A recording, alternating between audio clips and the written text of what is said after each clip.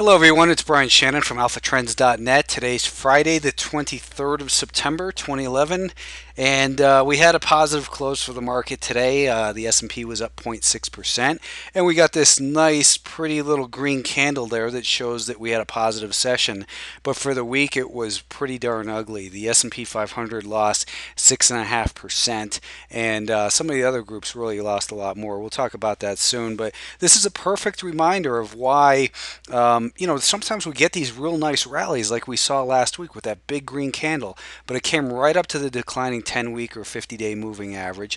We fell short of prior support, obviously, by a long shot in the S&P, and what may seem like a good rally within a primary downtrend turns into a lot of times those rallies just again prove to be guilty till proven innocent when we have that declining 50-day moving average, which is why I kind of harp on that. As I say, a lot of times you want to trade in the direction for a day trader. You want to trade in the direction of the volume weighted average price, which today was pretty much back and forth flat.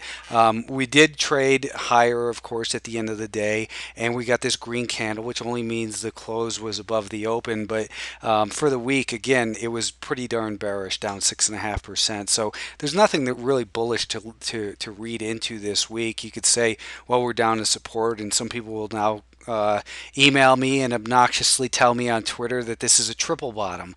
The fact is, it's a consolidation within a primary downtrend on the weekly time frame, and most of the time, those consolidations are resolved back to the downside. So when we look at the weekly time frame again, and we start to go back and look at things such as Fibonacci on this longer term, from the 2009 lows to the highs this year. When we look at, we've found support at the 38% retracement. It still seems very likely and shouldn't come as a surprise, I think, if we do head down towards that 102 level or so. So about another 10% lower in the S&P 500 shouldn't come as a surprise. It's not a prediction. I'm not saying it's going to happen, and if we do, it'll probably take at least through the end of the year to get there. Right now, we have to look at this market as guilty till proven innocent. The prior support that we saw, well, a week and a half ago, we saw that this trend line that we had been observing was broken temporarily, but the market didn't breach that prior support there at the 114.20ish, 114.30 level. Well, that's been the resistance in here, just like it's supposed to. So prior support tends to act as resistance. That's what it's supposed to do. And Art Cashin, who I respect a ton, from who's I forget who he's with these days, but anyways, he writes for CNBC and is on CNBC a lot. Came up with a scenario of a down Monday and maybe bleed into Tuesday a little bit further, and then we squeeze the hell out of these shorts. And I think that's a plausible scenario that what we've been seeing happen here recently, when we take a look back at that 30-minute time frame, is we had a breakdown here. We had a lower low, and then from there we saw from that failed breakdown came this fast move higher.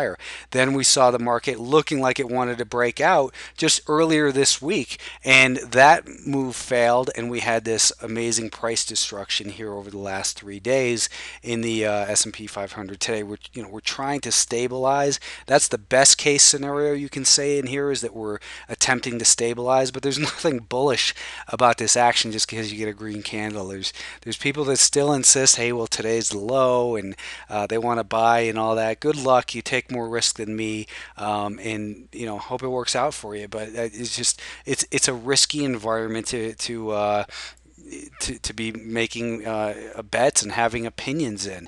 The market's been just changing seemingly depending upon which way the wind's blowing in here. And we saw the Nasdaq, which had been holding up so well and really outperforming. We were looking at maybe there was going to be some support at this 55 level, just above that 10 and 50-day moving average. Instead, of course, Thursday we saw the gap lower and the market got crushed from there. So it gave back this entire rally from the 53 level. And again, we saw the trend line break and all that, and things were looking decent. But again, when we have a declining 50-day moving average, that's the green one here. When that's declining, generally the rallies will fail, and that's something I've been saying for years. and when you see the market get above that 50-day moving average and you see it holding this prior resistance level, you start to, your mind starts to play tricks on you and think, well, maybe it can turn around from here. But most of the time, what you're going to see happen is when that 50-day moving average is declining, the market will revert back to that downtrend. And here on the weekly time frame, this has been a much more resilient market in the Nasdaq, of course. And we had that trend line break. We had this prior support, which the market got up back through, but now we're again toying with that level in here. So it's not as not as clearly bearish in the Nasdaq as it is in the S&P 500, and the Russell 2000 is probably the worst of the worst. In here, we'd seen that these prior low closes, the market closed below on a weekly basis. We had two green candles in a row, but what does that mean? The market's just trying to stabilize. I don't think you can look at it as bullish. If you're trying to buy at the bottom of the range, I hope it works for you. I think most of the time it's not a good way to purchase, but I've seen it work really well for some people, and I'm amazed with the gains they get.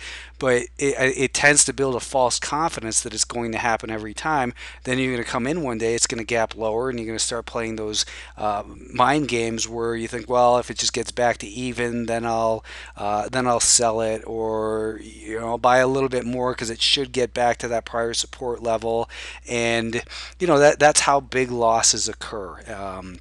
And that's a something that you have to keep fresh in your mind, is that defense wins this game. Only price pays. And where have we come from? Where do we have the potential to go? Well, it still looks like at least a 50% retracement is reasonable and likely in the Russell 2000 down at about 60 and a half, or another 4.5 5 points lower. So what is that, about 8% maybe? The semiconductors, they had a decent day today, and you look at them, and for the week though, the semiconductors were, they were only down 3.9%, and they're one of the few groups that's actually positive month to date.